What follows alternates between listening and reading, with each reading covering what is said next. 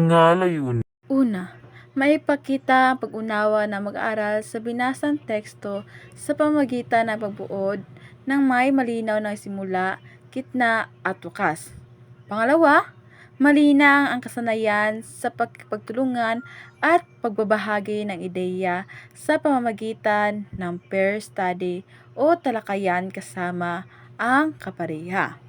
Pangatlo, mahubog ang pagkamalikhain at pagiging orihinal ng mga mag-aaral sa paggawa ng at pagpakita ng tula o role-playing. Ngayon ay magbibigay ako sa inyo ng mga individual na gawain. Ang gagawin nyo lang ay magbigay ng isang tungkol sa pagbasa. Kailangan meron simula, gitna at wakas. Isulat ito sa buong bond paper. Bigyan ko lang kayo.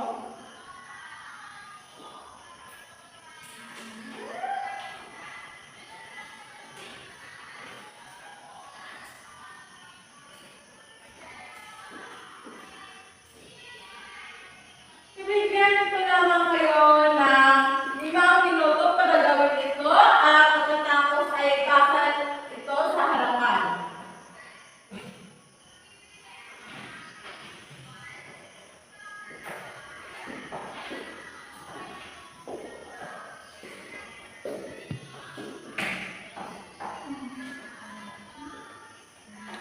Nakapagsulat na ba ang lahat?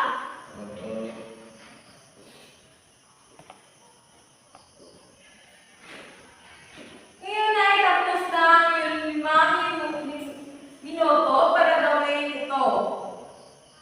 Pwede na ba ipasa ito sa harapan?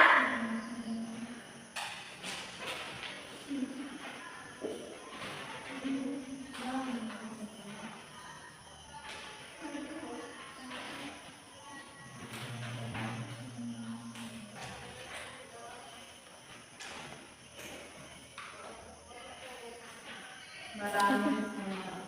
Ito ang ating individual na gawain. Ngayon naman ay magbibigay din ako sa inyo ng pagkatang gawain. At ito ang unang pares, ito ang pangawang pares at ito ang tatlong pares. At ang gagawin nyo lang ay mag-discuss kayo ng iyong kapares kung ano ang matutunan mo sa pagbasa.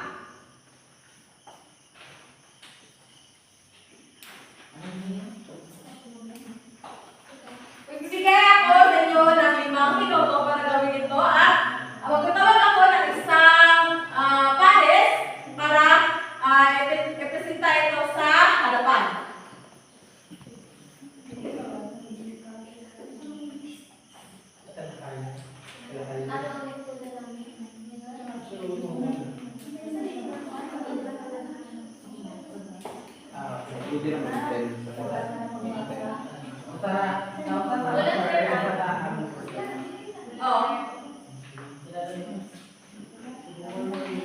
Ngayon ay napili ako ng isang pares. Isang pares lamang. Binibining Daire at saka si Binibining Kabuso. Presenta mo ito sa harapan.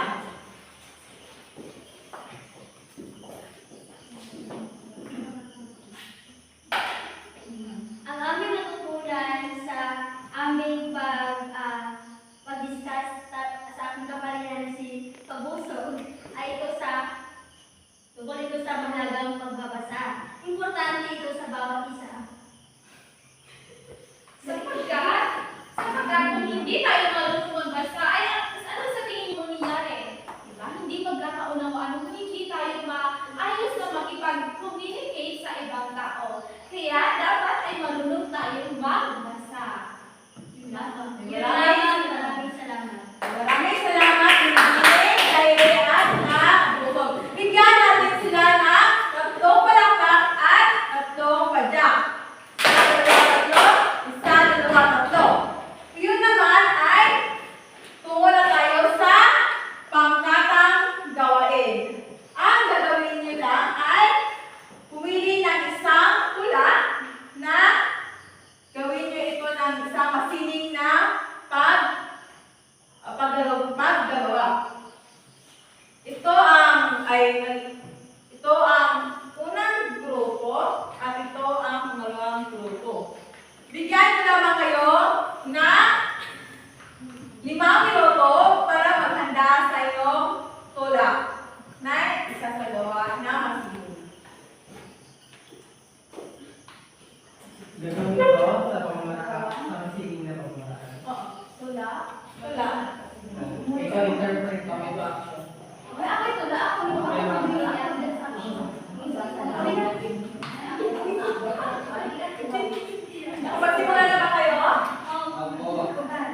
Tapos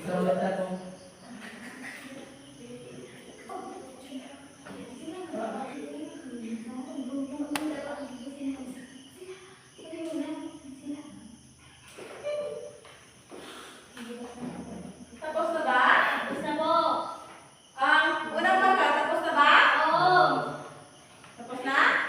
Okay. Ang unang magsisimula dito sa harapan ay ang pangalawang pangkat.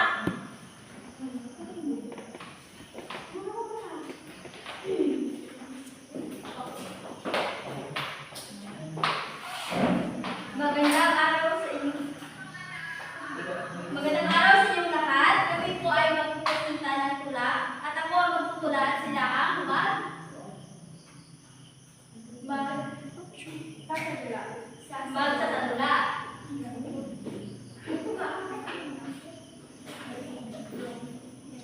Ako'y munting bata.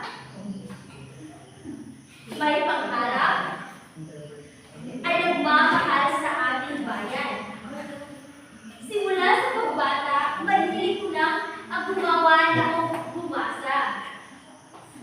Kasi ang aking nanay ay aking paboritong guro. Kaya naman, ang aking nanay ay minamahal ko.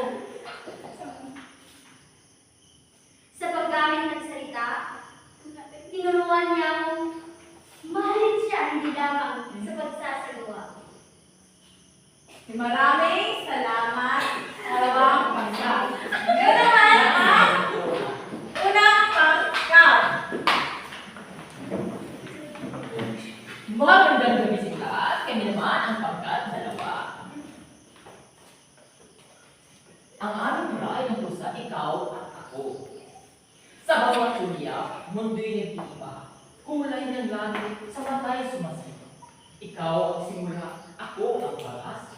Sa ating pagsama, tadhana'y matatana. Sa inyong mga kamay, ako'y ligtas. Sa inyong mga yakap, ako'y payapa.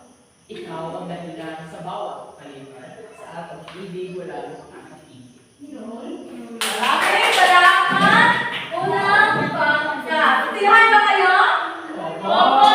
Okay. So yun ay tapos na ang mga gawain natin.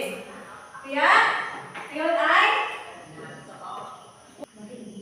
wala na ba kayong mga katanungan tungkol sa ating gawain? Wala na po. Kung wala na ay maraming salamat at paalam. Paalam at maraming salamat kay Benny Darida. Sa isinagawang gawain, naipakita ng mag-aaral ang kanilang pag-unawa sa binasang teksto sa pamamagitan ng pagbubuod na may malinaw na simula, gitna at wakas. Nalinang din ang kanilang kasanayan sa pakikipagtulungan sapagkat nakibahagi sila sa first study o talakayan kasama ang kanilang kapareha, kung saan malayang ibahagi ang kanilang ideya. Bukod dito, naipamalas nila ang kanilang pagkamalikhain at magiging orihinal sa pamagitan ng malikhaing paggawa at masining na presentasyon ng tula o role-playing na naging patunay ng kanilang masusing pag-aaral at aktibong partisipasyon sa gawain. Konklusyon. Sa pagkalatan, ang isinagawang mga gawain ay nagbigay ng mahalagang karasan sa mga mag-aaral sapagkat natutunan nilang ipakita ang kanilang pag-unawa sa binasang teksto sa pamamagitan ng pagbuod na may malinaw na pagkakasunod-sunod ng simula, gitna at wakas. Sa proseso ng talakayan at first study, napatunayan na ang pagkikipagtulungan at pagbabahagi ng ideya ay nakatutulong hindi lamang pagpapalawak ng kaalaman, kundi patay na rin sa pagpatibay ng tiwala sa sarili at respeto sa opinyon ng iba. Higit sa lahat, ang pagsasagawa ng tula at role-playing ay nagsilbing paraan upang maipamalas ang mag-aral ang kanilang pagkamalikhain at pagiging orihinal na nagbigay kulay at sigla sa buuan ng gawain. Dahil dito, may tuturing na matagumpay ang kanilang isinagawang aktibidad sa papagyaman ng kaalaman, kundi pati na rin sa paghubog ng mahalagang kasanayan na makagamit ng mga mag-aaral sa kanilang pag-aaral at pang-araw-araw na buhay.